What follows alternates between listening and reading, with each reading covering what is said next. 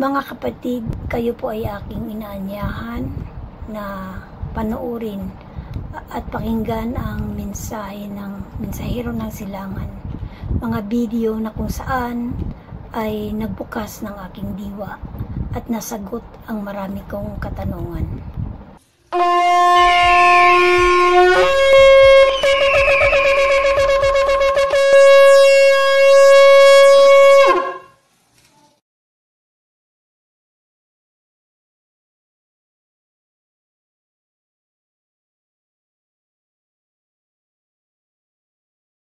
Masayang bati mga Ophirians, tayo ay magpapatuloy na sa pangalawang segment ng Gihon River.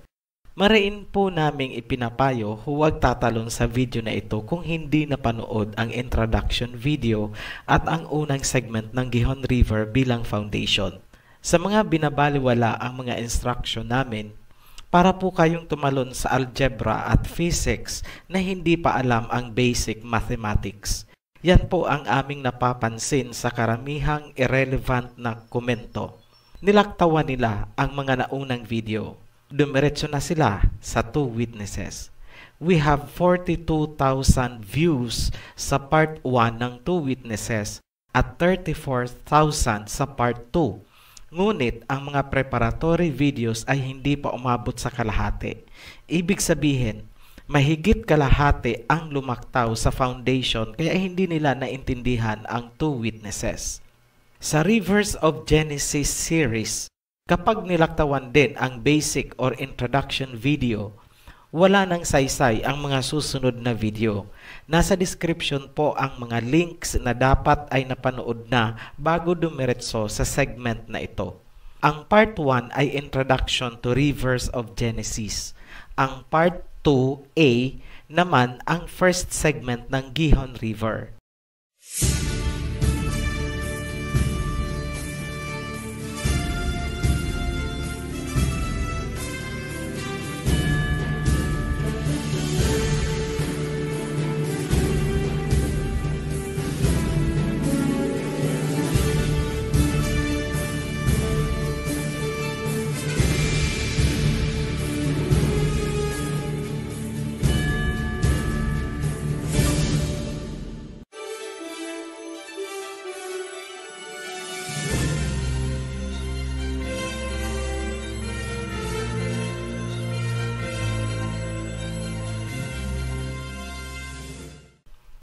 Magbalik tanaw tayo ng konti sa nakaraang video.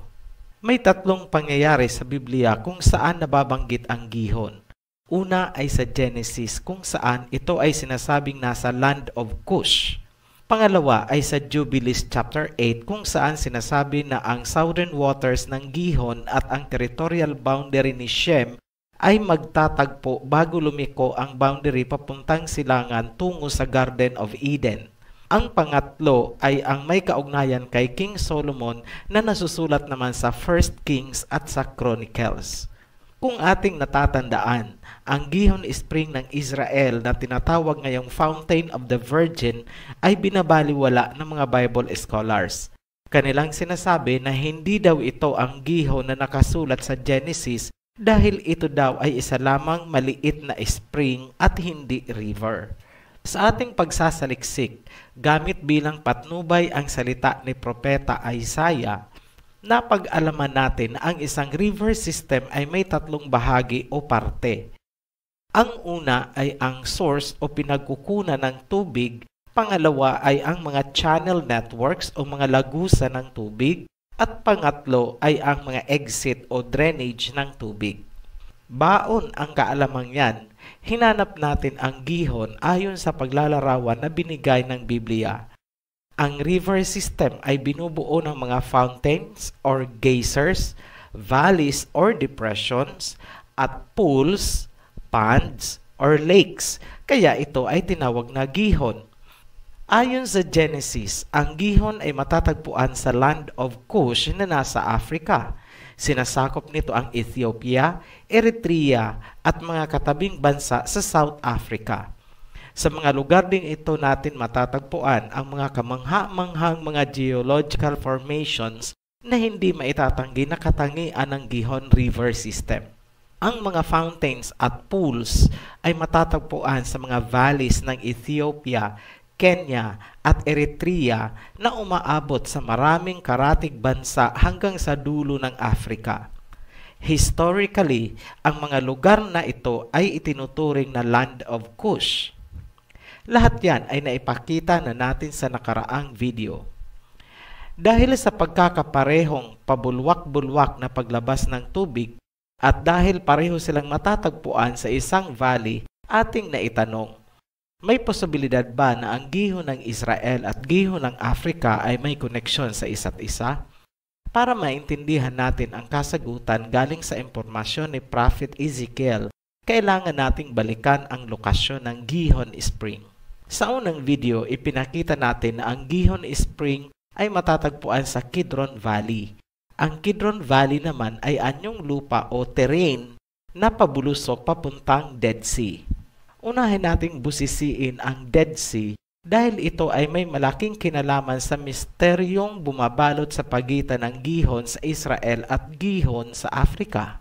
Technically at functionally, ang Dead Sea ay isang lawa o lake.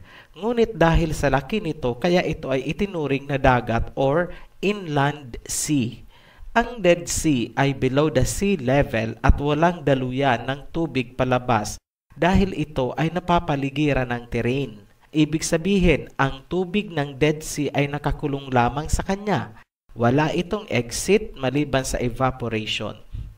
Ang mga minerals naman galing sa nakapalibot na mga terrain or lupain ay naiipon sa Dead Sea, kaya ito ay naging sobrang maalat. Walang macro-aquatic animals or plants na nabubuhay, kaya ito ay tinawag na Dead Sea. Ngunit nitong mga nakaraang kunting taon, may pagbabagong nakita sa Dead Sea. Ito ang panimulang pagtubo ng isang klaseng fungus, senyales na unti-unting nagsisimula ang life form sa Dead Sea. May mga nadiscover din silang malalaking crack o mga siwang na naglalabas ng fresh water. Ibig sabihin, unti-unting nagkakabuhay ang Dead Sea. Ang pangyayari sa Dead Sea ngayon ay maihahalin tulad sa nangyari noon sa creation in Genesis. Ang Creator ay nagsalita, sinabi niya, "Let the land produce every green vegetations." Yan po ay isang divine command. Inutusan ng Ama ang lupa na mag-produce ng green plants. So, kung may scientist na noon at may dala siyang microscope, ano kaya ang kanyang unang makikita habang tinutupad ng lupa ang utos ng Ama? Ang makikita niya ay fungus. Huwag na pong mag-violent reaction ang mga galit sa science. Yan ay theory lamang. Pero nais naming ipabatid na bago tumubo ang green plants, kailangang ihanda ang lupa. Fungus po ang naghahanda ng lupa para ito ay tubuan ng mga green plants. Sa may mga alam o background sa botany, paki-check na lang ninyo ang nitrogen cycle kung paano ito nasimulan. Marahil nagtataka kayo, bakit kailangang ilarawan natin ng detalyado ang Dead Sea? Dahil ang sagot sa tanong natin kung may connection ba ang gihon ng Israel sa gihon ng Africa ay matatagpuan sa lugar na kinalalagyan ng Dead Sea. Sa madaling salita, ang Dead Sea ang susi upang mabuksan ang misteryo ng Gihon River System. Inaamin natin na ang pagkakapareho ng kanilang mga katangian ay hindi sapat na basehan para masabi na sila ay magkarugtong o iisa lamang. Ano ang nag-uugnay sa gihon ng Israel at gihon ng Africa para masabi natin na sila ay konektado nga at iisa lamang? Ito ay ang Dead Sea at ang Rift Valley. Sino po ang may sabi sa atin? Si Prophet Ezekiel. Yan ay matatagpuan sa Ezekiel chapter 47. Sa mga may idea tungkol dito sa Ezekiel 47, alam namin na kukontrahin nyo agad ang aming sinabi. Sasabihin nyo na hindi ang Gihon River ang tinutukoy niyan. Ngunit tahasang sinasabi ng Ophirian Heritage na ang tinutukoy ni Propeta Ezekiel ay walang iba kundi ang Gihon River ng Genesis. Paano po namin yan nasabi? Simple lang. Kapag sinundan mo ang sinasabi ni Propeta Ezekiel, hahantong ka sa land of Cush ng Africa. Matatagpuan mo ang eksaktong mga landmarks na binigay ni Propeta Ezekiel hanggang umabot ka sa En-Eglaim na hanggang ngayon ay hindi alam ng mga eksperto sa Biblia. Ngunit, yan ay ipinabatid na sa atin at napakasimple lamang sa mga taong bukas ang isipan. Basahin natin ang Ezekiel chapter 47. The man brought me back to the entrance of the temple, and I saw water coming out from under the threshold of the temple toward the east, for the temple faced the east. The water was coming down from under the south of the temple, south of the altar. Verse 8. He said to me, "These waters go out toward the eastern region and flow down into the Rift Valley or Araba. When they enter the Dead Sea, where the sea is stagnant, the waters become fresh." Verse 9. Every living creature which swarms where the river flows will live. There will be many fishes, for these waters flow there. It will become fresh, and everything will live where the river flows. Verse 10. Fishermen will stand along the shore, from En-Gedi to En-Eglaim. There will be places for spreading nets. The fish will be of many kinds, like the fish of the Mediterranean Sea. Verse 11. But the swamps and marshes will not become fresh. They will be left for salt. May inilalarawan si Propeta Ezekiel na dumadaloy na tubig galing sa templo. Alam natin na sa hanggang ngayon, ang aktwal na lokasyon ng original temple ay pinagdidebatehan pa. Ngunit, para sa Ophirian Heritage, ang aktwal na lokasyon ay hindi kinakailangang pagdebatehan kung ang pag-uusapan lang naman ay ang Gihon River System. Ito ay dahil ang mismong Old City of Jerusalem ay nasasakop ng subterranean network ng Gihon. Yan ay kapansin-pansin kung titingnan natin ang lawak na sinasakop ng Rift Valley na tinutukoy ni Propeta Ezekiel. Ang Gihon Spring na naandyan pa rin hanggang ngayon at tinawag na Fountain of the Virgin ay isang maliit na hibla lamang ng natural water network ng Gihon. Ano ang kahalagahan ng maliit na Gihon Spring sa ating paghahanap ng Gihon River System? Simple lang, nagsisilbi siyang landmark kung saan tayo pwedeng magsimula para matukoy ang pinakakatawan ng Gihon na hahantong sa land of Cush na sinasabi sa Genesis. Sa kasalukuyan, pinaniniwalaang ang templo ay itinayo sa Temple Mount kung saan makikita ang Dome of the Rock sa ngayon. Isa-isahin na po natin ang talata. Nasusulat sa verse 8, He said to me, "These waters go out toward the eastern region and flow down into the Rift Valley. When they enter the Dead Sea, where the sea is stagnant, the waters become fresh." Ibig sabihin, ang templo ay nakatayo sa ibabaw ng isang water network na konektado sa isang Rift Valley kung saan ang Dead Sea ay isang mahalagang landmark.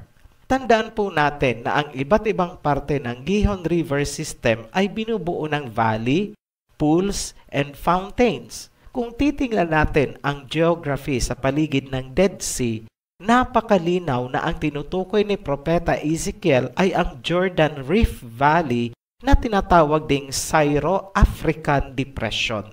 Kung sasaliksikin natin, ang Rift Valley ay isang mahabang geological formation na sumasakop sa Sea of Galilee, Jordan Valley, Dead Sea, Araba Depression, Gulf of Aqaba, and finally, pababa sa Red Sea. Ang Jordan Rift ay isang bahagi lamang or segment ng tinatawag na Great Rift Valley or East African Rift Valley. Sa larawan po, pinapakita natin ang Dead Sea para po may idea kayo kung ano ang itsura niya. Malamang, Sa bahaging ito pa lamang, nagliliwanag na sa inyo ang koneksyon ng Gihon Spring sa mas malaking Gihon River System na umaabot hanggang Africa. Mamaya na natin itutuloy ang sa Africa. Bumalik muna tayo sa Israel para sa iba pang detalye. Alamin natin kung ano-anong geological structures ang nakapaligid o nakalinya sa Rift Valley na tatawagin na natin ngayon na Gihon River System. May mga watershed o pinagkukunang tubig na bumubuhos sa Jordan Rift Valley. Sa silangang bahagi ay ang Golan Heights at sa hilagang bahagi o north ay ang Mount Hermon. Ang Golan Heights ay isang plateau na may average na taas na 1,000 meters ayon sa Wikipedia. Tumatagas mula sa loob ng Rocky Mountain na ito ang tubig gaya ng nakikita nyo ngayon sa larawan. Yan po ay isang aktwal na larawan galing sa Golan Heights. Ang Mount Hermon naman ay mas mataas na bundok kung saan ang tuktok nito ay may mga snow.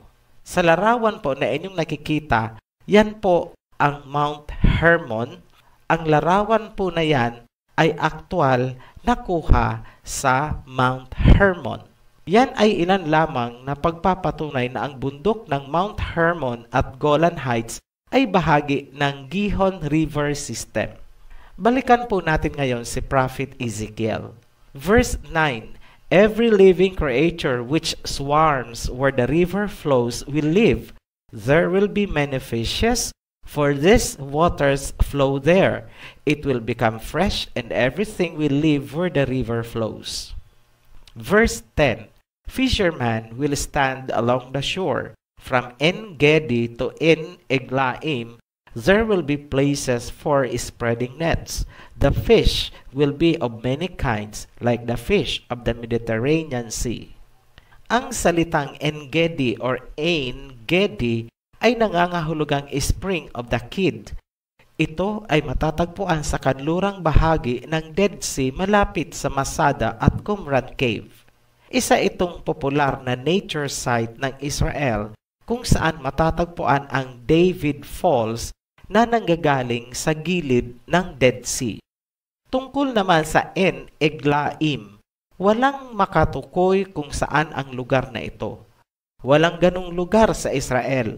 Ibig sabihin, kung wala talagang lugar sa Israel na literal o simbolikong tumutugma sa salitang En-Eglaim, mas malamang na ang lugar na yan ay wala nga sa Israel. Ganun lang po kasimple ang ating analysis. Simulan natin ang paghahanap mula mismo sa kahulugan ng salitang En-Eglaim para malaman natin ang tinutukoy ni Propeta Ezekiel. Makikita niyo po sa screen galing sa Hitchcock's Bible Names Dictionary, ang En-Eglaim ay nangangahulugan ng eye or fountains of cubs. Isa pang reference ay matatagpuan sa Strong's Hebrew. Ang word origin ng En-Eglaim ay ayin and eagle. Definition, spring of two cubs, a place on the Dead Sea. Ang mas relevant na lumalabas na kahulugan ngayon kung pagsasamahin natin ang dalawa ay spring, fountain, at eye, mata. Balikan natin yan mamaya dahil babasahin muna natin ang pagpapatuloy ng talata ni Propeta Ezekiel. Verse 11, but the swamps and marshes will not become fresh, they will be left for salt. Tandaan natin na ang inilalarawan ni Propeta Ezekiel ay isang mahabang lugar, isang valley na nagmumula sa Israel pababa hanggang Red Sea.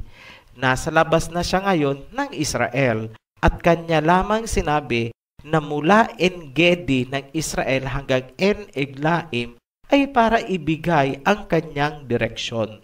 Nasa ibaba na siya ngayon ng Great Rift Valley sa bahagi ng Africa. Dito natin hahanapin ang mata at ang two ponds or springs na tinatawag na En-Eglaim ni Propeta Ezekiel.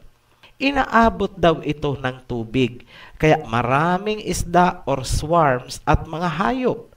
Ang palatandaan o landmark ay ang swamp kung saan natatambak ang asin ayon kay Propeta Ezekiel. Bago natin ipakita ang satellite image ng inilalarawan ni Propeta Ezekiel, pakiusap sa mga may kalikutan ang imagination. Huwag pong gagawan ng kung ano-anong istorya itong bagong kaalaman na inilalabas ng Ophirian Heritage. Alam namin na Ophirian Heritage ang kauna-unahang maglalabas nito dahil wala po kayong matatagpuan na anumang impormasyon na gaya ng aming sinasabi. Tingnan mabuti ang larawan na aming pinapakita sa screen. Yan po ay isang satellite image kung saan kitang-kita natin kung ano ang inilalarawan ni Propeta Ezekiel. Pansinin ang kabuuan ng Africa, yung hugis ng kanyang landmass. Ito ay ulo ng isang hayop, may leeg, may sungay at may mata. Yung sungay ang tinatawag ngayon na Horn of Africa. Bandang ibaba ng mata ay dalawang pond o pool. Yan ang sinasabi ng Propeta Ezekiel na En-Eglaim.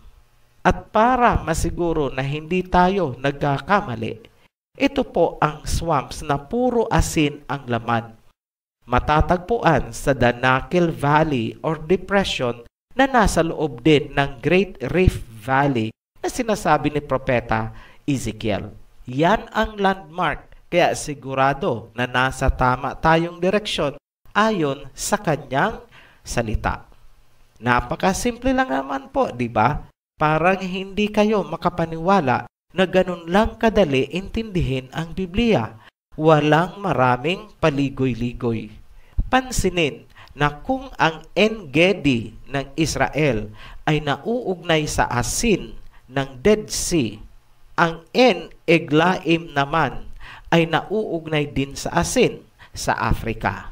Isa lamang yan sa pagpapatunay na iisa lamang ang gihon ng Israel at gihon ng Africa dahil ito ay Great Rift Valley ayon mismo kay Propeta Ezekiel.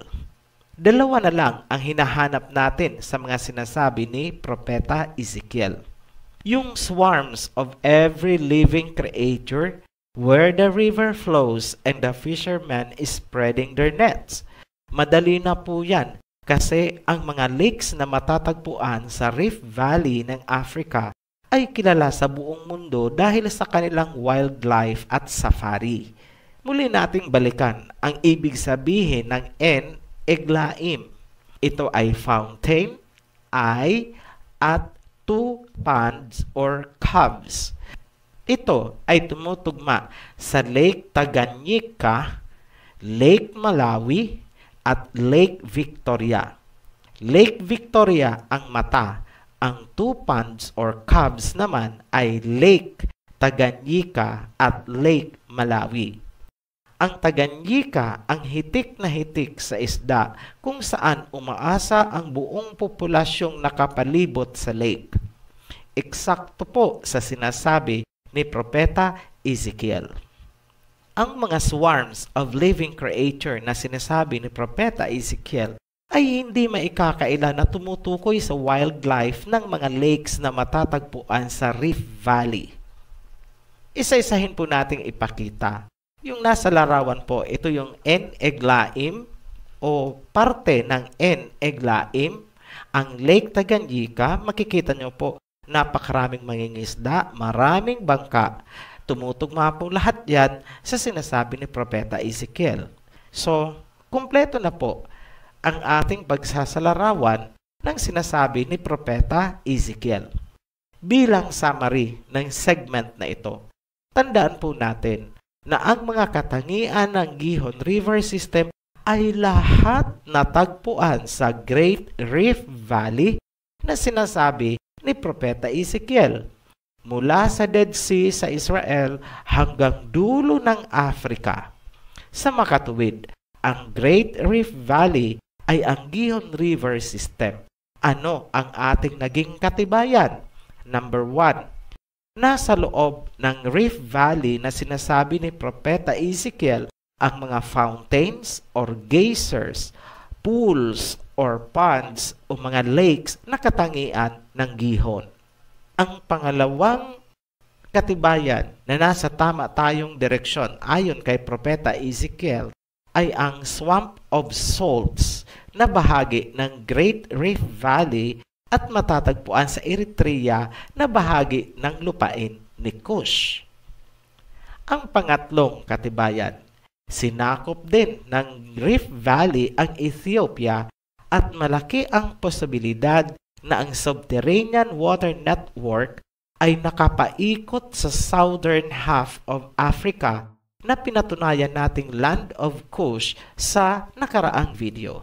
Hindi pa dito natatapos ang ating paglalahad. Kaputol pa lang ng Gihon River System ang ating naipakita mula sa Dead Sea pababa. Wala pa po ang mula sa Dead Sea paakyat. Sa ating susunod na video, ipapakita naman natin ang pinakaulo ng Gihon. Magsisimula ulit tayo sa Dead Sea, aakyat tayo papuntang North Pole. Ito ay isa pang nakakamanghang revelasyon na ating ilalahad sa tulong at patnubay ng ating mga propeta. Subaybayan niyo po yan at huwag kalilimutan mag-like at share kung inyong nagustuhan ang ating mga inilalahad. Muli kaming nagpapasalamat sa inyong patuloy na suporta at pagtatangkilik sa ating mga video. Ang Ophirian Heritage ay tatak Pilipino, tatak Ophirian, atin po ito.